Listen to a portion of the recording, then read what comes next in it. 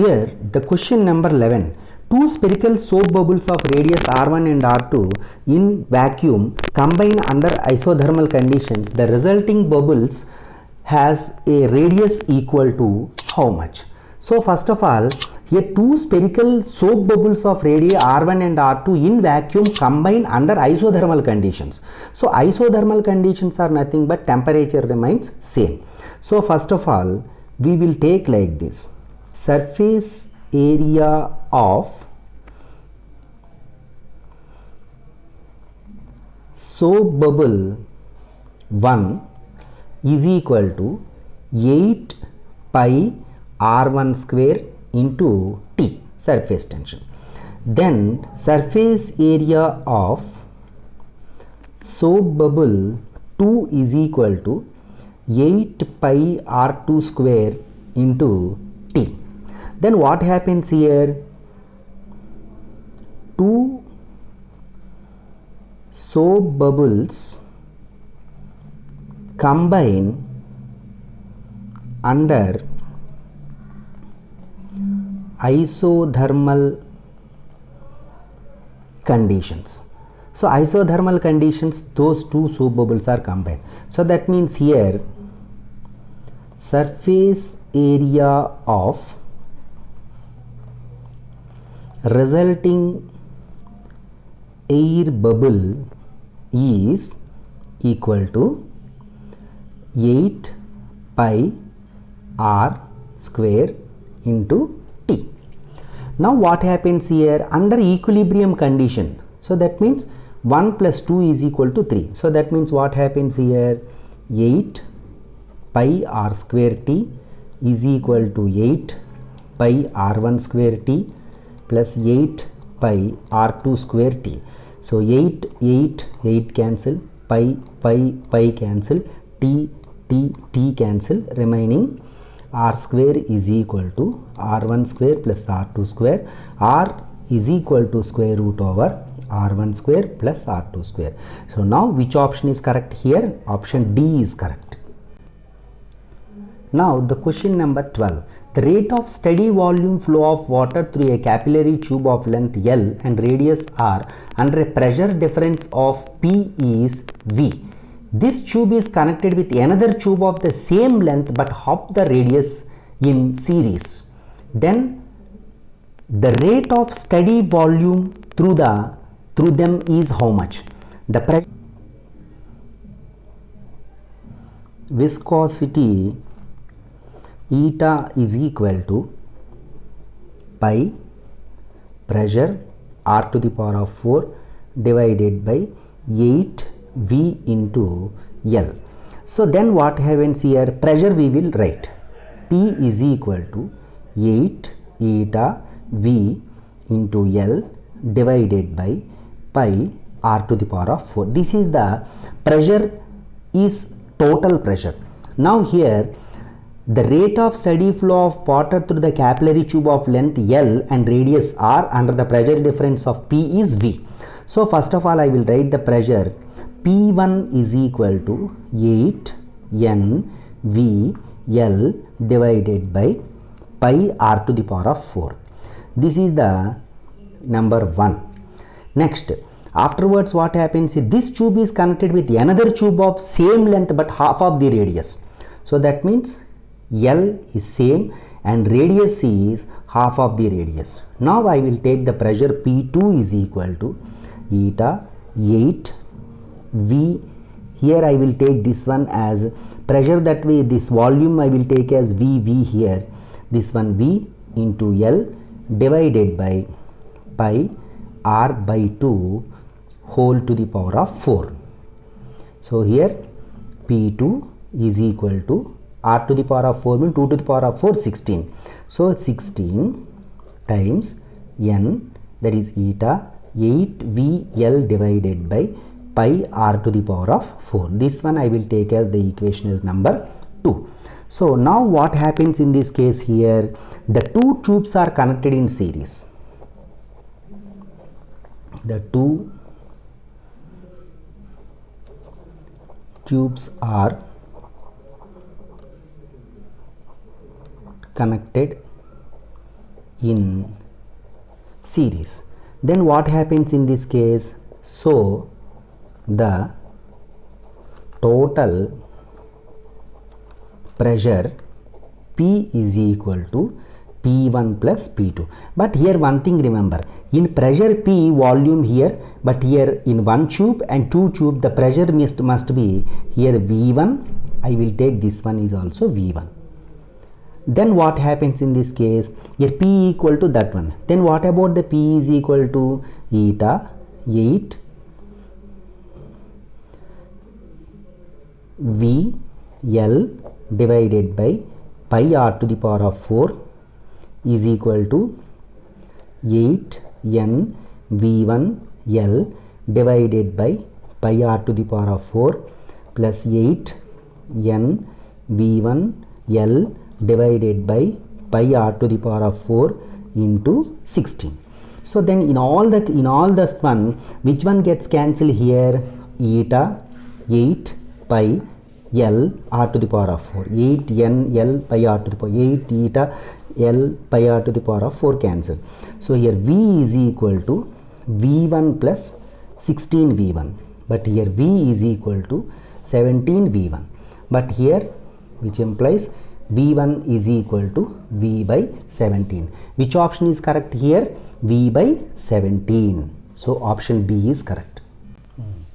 Now the question number 13. A large tank filled with water to a height h is to be emptied through a small hole at the bottom. The ratio of times taken for the level of water to fall from h to h by 2 and h by 2 to 0 is how much? Now first of all I will draw the diagram like this. This is the water tank and water is filled up to the level height h. So hole is made at the bottom, water gushes out from here. This is the height h and it is the height h by 2 and here this is 0. Time taken by the water to decrease height from h to h by 2 and also h by 2 to 0 we will calculate, then we will find the ratio. So first of all time taken, that is T is equal to root over 2h by g. We know this formula. So first of all which one we want to calculate here? Time taken by water to decrease in height from h to h by 2. Now I will write the formula like this here first of all, that is taken as T1 is equal to square root over 2h1 by g minus square root over 2h2 by g. Now what happens here? Square root over 2h1 means h divided by g minus h2 means h by 2 divided by g. So then what happens in this case here? So in both of them I will common root 2 by g as common. Here root h minus root h by 2. So is equal to root 2 by g. Here root h also I will common here from here, root h times 1 minus 1 by root 2. So I will write like this, root 2h by g times 1 minus 1 by root 2. This is T1. Now I want to calculate T2. What is T2 here? Time taken by water to decrease height from h by 2 to h, that means from here to here. That I will take T2 is equal to square root over 2h1 by g minus root 2h2 by g.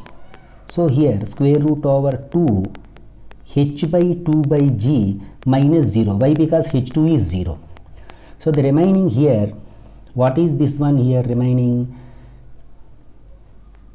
Root 2h by g times 1 by root 2. Now I want to find the ratio T1 divided by T2 is equal to square root over 2h by g times 1 minus 1 by root 2 divided by root over 2h by g times 1 by root 2. Here on calculation of that, here taking LCM, these two are cancelled. Root 2 minus 1 divided by root 2 into root 2 by 1 both gets cancelled. So here root 2 minus 1, it is the answer. So which option is correct here? Root 2 minus 1, that is C option is correct. Now the question number 14.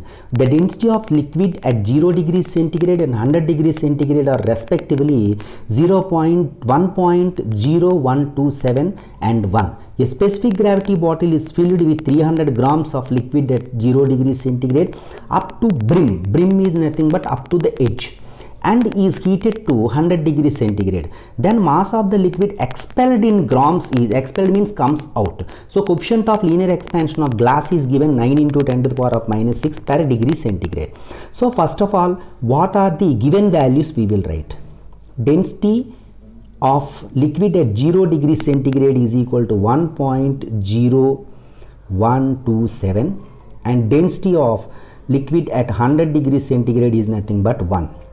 And the coefficient of linear expansion of glass, that is alpha g, is equal to 9 into 10 to the power of minus 6 per degree centigrade.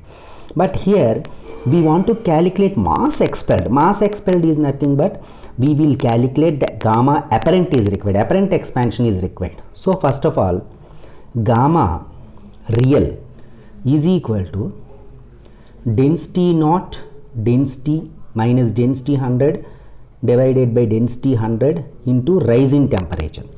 So here this one 1 minus 0.127 minus 1 divided by 1 into 100. By calculating this 0.0127 into 10 to the power of minus 2. So here 1.27 into 10 to the power of minus 4 per degree centigrade. But here I want to calculate gamma apparent. So that's why gamma real is equal to gamma apparent plus expansion of, that is coefficient of linear expansion of glass. So here gamma real 1.27 into 10 to the power of minus 4 is equal to gamma apparent plus this is 3 times this one we will write, that is expansion of vessel. This is actually, this is expansion of vessel. So this can be written as 3 alpha g. So that means 3 times alpha g, how much given? 3 into 10 to the power of minus 6. Now here gamma apparent is equal to 1.27 into 10 to the power of minus 4 minus 3 9s are 27 into 10 to the power of minus 6. Gamma apparent is equal to 1.27 into 10 to the power of minus 4 minus 0.27 into 10 to the power of minus 4 is equal to 1 into 10 to the power of minus 4 per degree centigrade gamma apparent. After calculating gamma apparent, we know that gamma apparent is equal to mass expelled divided by remaining mass into rise in temperature. So here gamma apparent, we know that is 1 into 10 to the power of minus 4 is equal to mass expelled, I will write as m1 minus m2 divided by m2 into 100. So here m1 minus m2 divided by m2 is equal to 100 into 10 to the power of minus 4. So here m1 divided by m2 minus 1 is equal to 10 square, this one. So remaining is 10 to the power of minus 2 but m1 divided by m2 is equal to 10 to the power of minus 2 plus 1. This can be written as 1.01. So that means m1 is equal to, so m2 is equal to m1 divided by 1.01.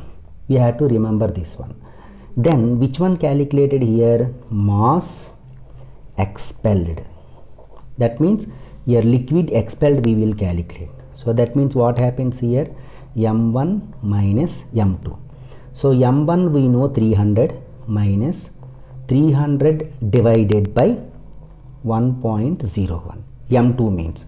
So on calculation of this one we will get the answer as 3 divided by 1.01. So which option is correct here? 3 divided by 1.01. Option B is correct. Now the question number 15. In Young's double slit experiment, an interference pattern is obtained on the screen by a light of wavelength 6000 angstrom units coming from the coherent sources S1 and S2. At a certain point P on the screen, third dark fringe is formed. Then the path difference S1P minus S2P in microns is how much? So first of all, what are the given values here? Lambda is equal to 6000 angstrom units.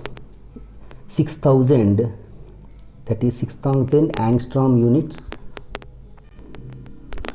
Here 6000 into 10 to the power of minus 10 meters is equal to 6 into 10 to the power of minus 7 meters. Then afterwards, one thing we have to remember here, we will calculate S1P minus S2P is equal to 2n minus 1 into lambda by 2, this one as 5 lambda by 2. So we will calculate this 5 lambda by 2, we will get this value. So that means for the, this is for third dark fringe. So here 5 into, this is how much? 6 into 10 to the power of minus 7 divided by 2. 2 3s are. So 5 3s are how much? 15 into 10 to the power of minus 7 or 1.5 into 10 to the power of minus 6 meters or otherwise 1.5 micrometers. Or this can be done in another way also. So what is that here? For dark fringe 3, that means third dark fringe. This is third dark fringe. For third dark fringe, we know that n value is 2. So that means the path difference delta x is equal to 2n plus 1 into lambda by 2.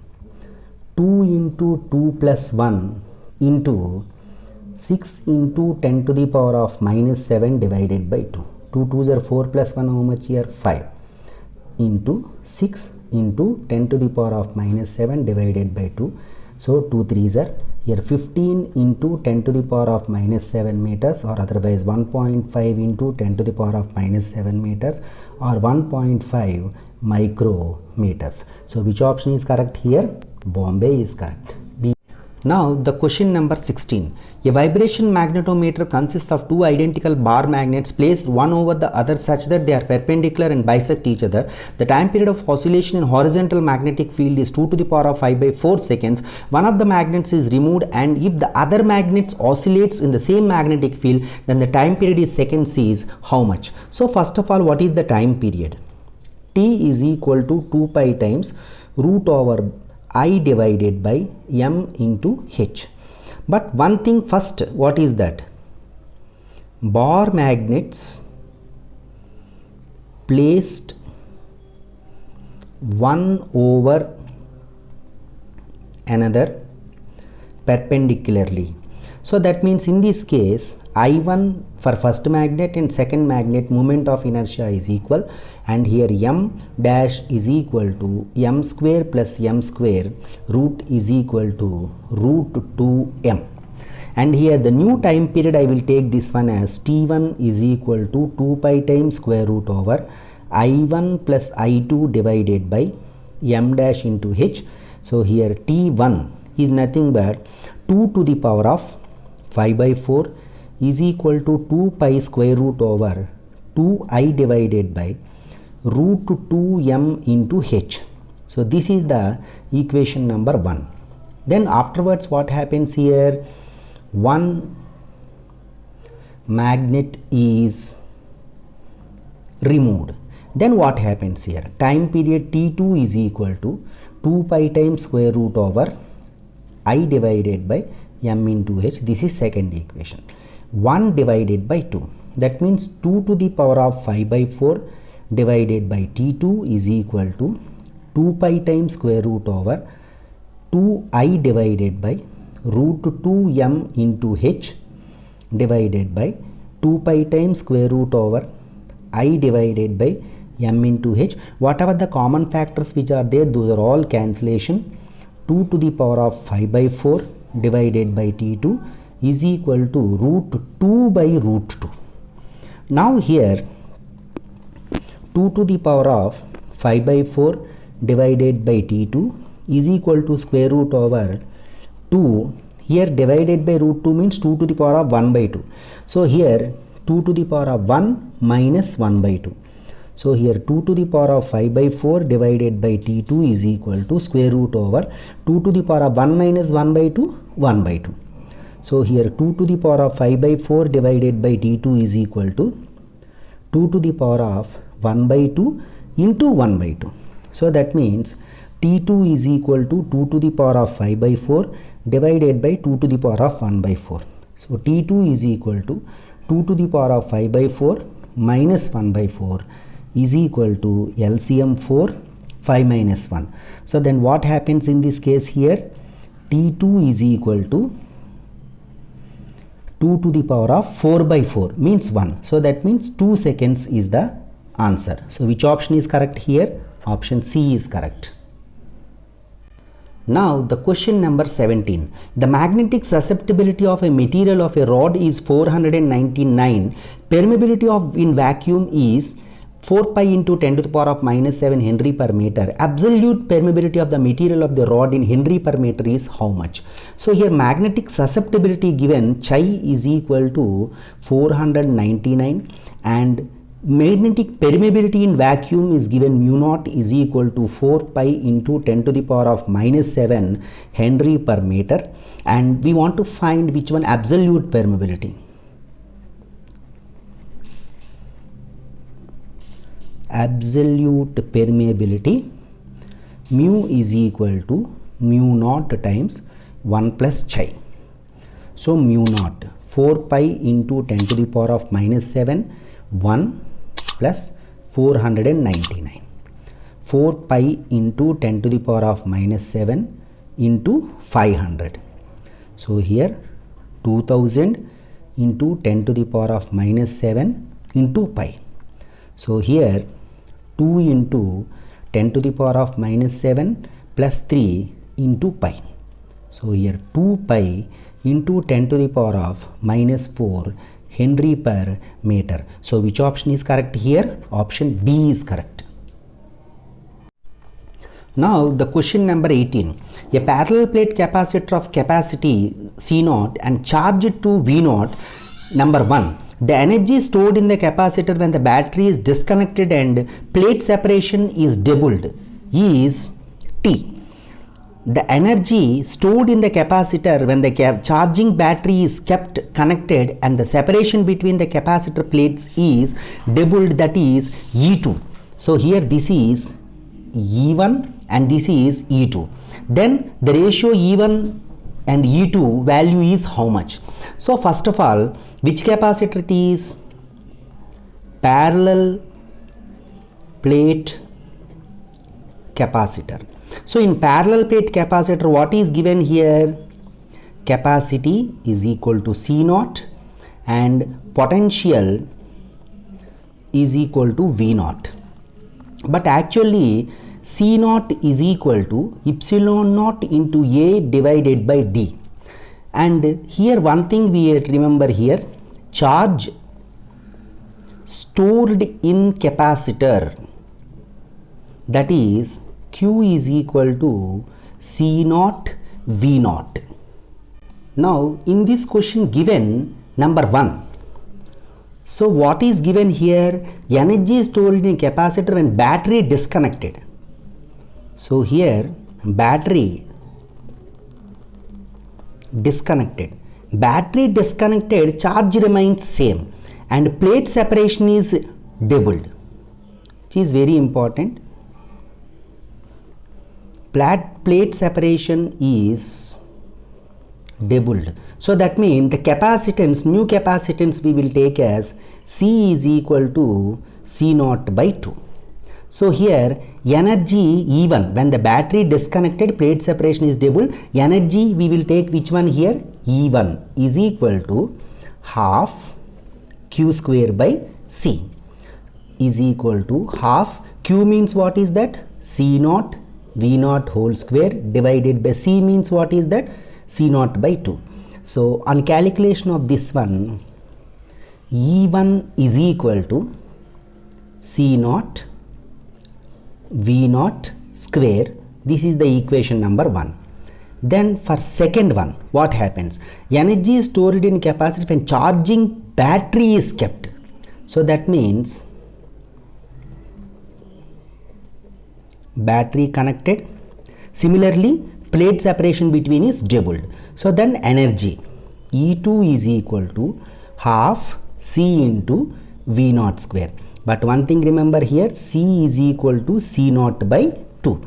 Now here substitution, half into C naught by 2 into V naught square. So 1 by 4 C naught V naught square.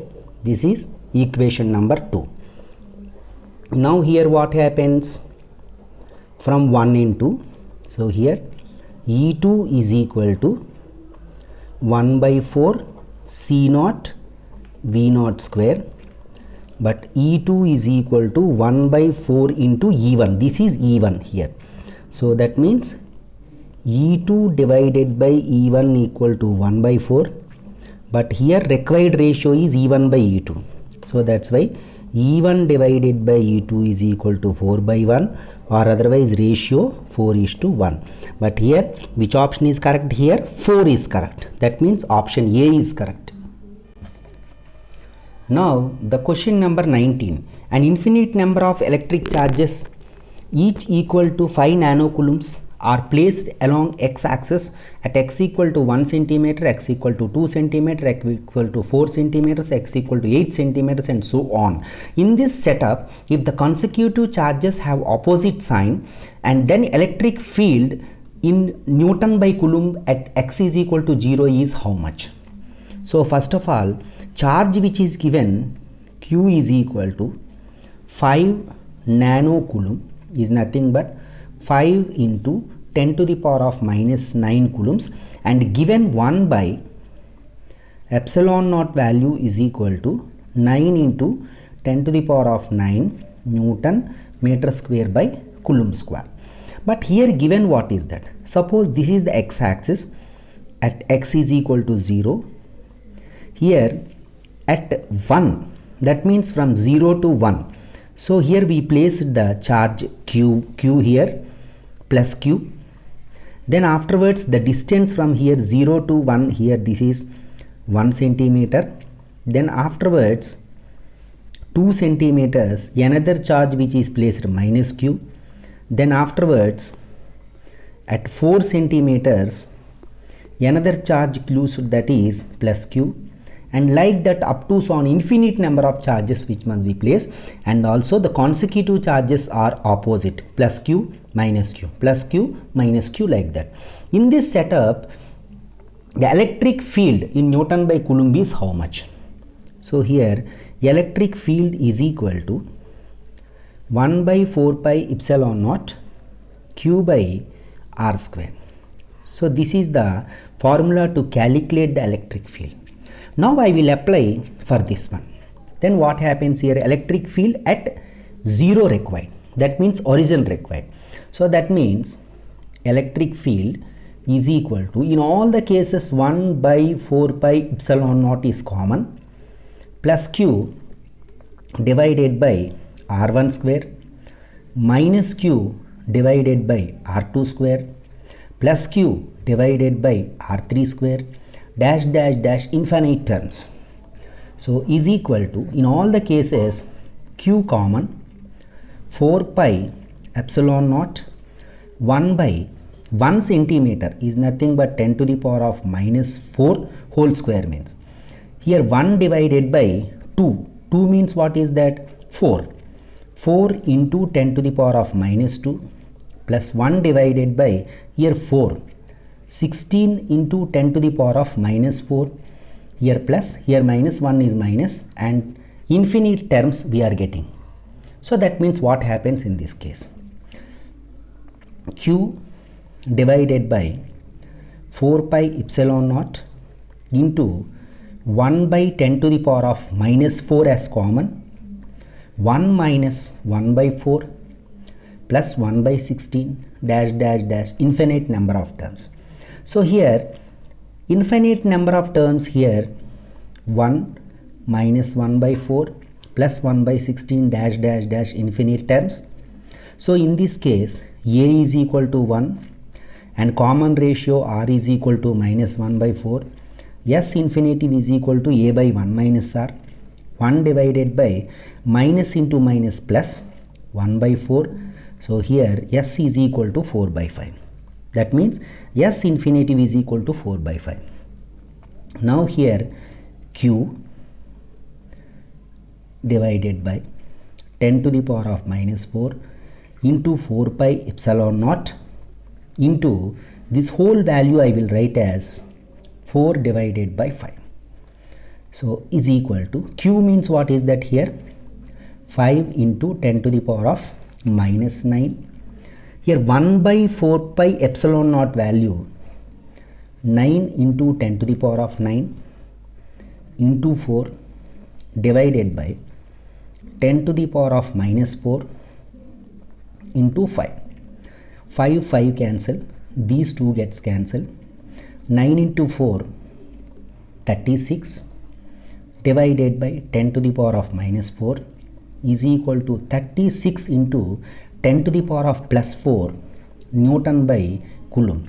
So which option is correct here? 36 into 10 to the power of 4. Now the question number 20. Two resistances of 400 ohms and 800 ohms are connected in series with 6 volt battery of negligible internal resistance. A voltmeter of resistance 10,000 ohms is used to measure the potential difference across 400 ohms. The error in the measurement of potential difference in volts approximately is how much? So first of all, when voltmeter is not connected,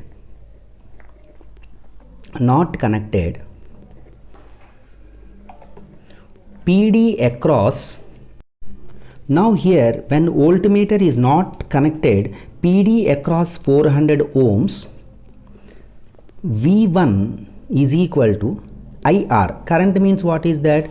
6 volts divided by 400 plus 800 into here 400 plus 800 into 400. So on calculating this one, 6 into 400 divided by 1200, 0 cancel. So here 2 volts. So V1 initial potential difference is 2 volts. Then what happens here? When voltmeter is connected, total resistance, that means R is equal to voltmeter resistance 10,000 into 400 divided by 10,000 plus 400. Why? Because these two are in parallel, plus 800 ohms, this is in series with that. So that means on calculation of this one, 15400 divided by 13 ohms. But here now PD across 400 ohms. Then what happens here? When voltmeter connected, that means V2 is equal to 6, this is minus 800 times 6 divided by 15400 divided by 3. So on calculation of this one, we are getting 1.95 volts. But here error we want to calculate. So that's why error is equal to V1 minus V2. 2 minus 1.95 volts is equal to 0.05 volts. So which option is correct here? D is correct.